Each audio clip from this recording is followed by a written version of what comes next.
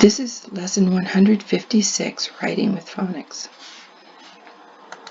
Today we have two sides of the paper. Do both sides, put your name on the very top, and then copy this down on the line. If you need the extra practice, you may go over the top of these. I'm going to show you a few letters. On this side, we have an F, and sometimes we have a little difficulty with the F. So I'm going to show you right now.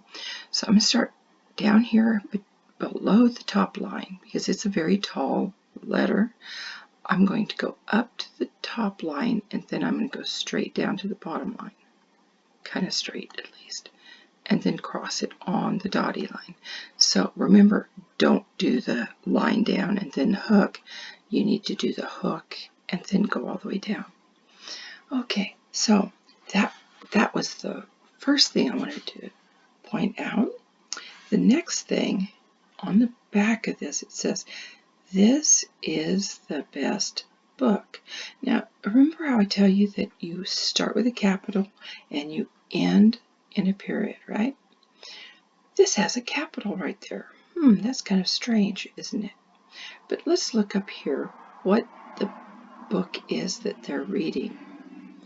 It's the Holy Bible. And when we're talking about God or God's Word, which is the Bible, we always capitalize.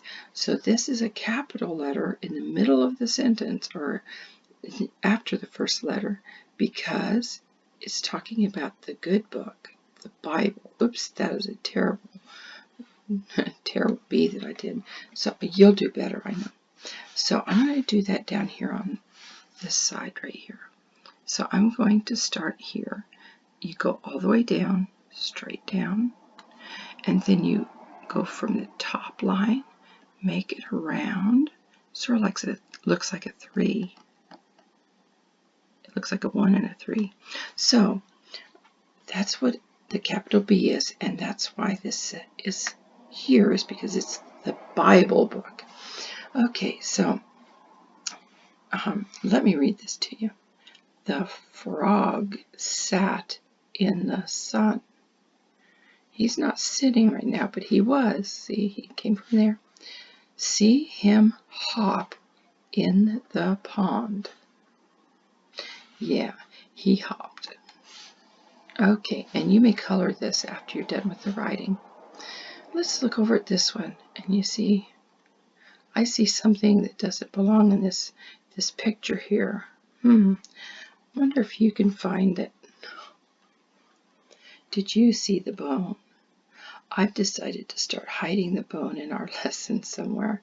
They might be on the paper or they might be somewhere else besides the paper, but you can always write down or you can send me a message that you found the bone for the day. I like to do that. I miss doing that. So this says, I like to read it, because we already said this is the best book. Okay, so do your very best work on this. And do you see the bone right there? So why don't you draw a picture of the bone on your paper? I want to see if you actually see it.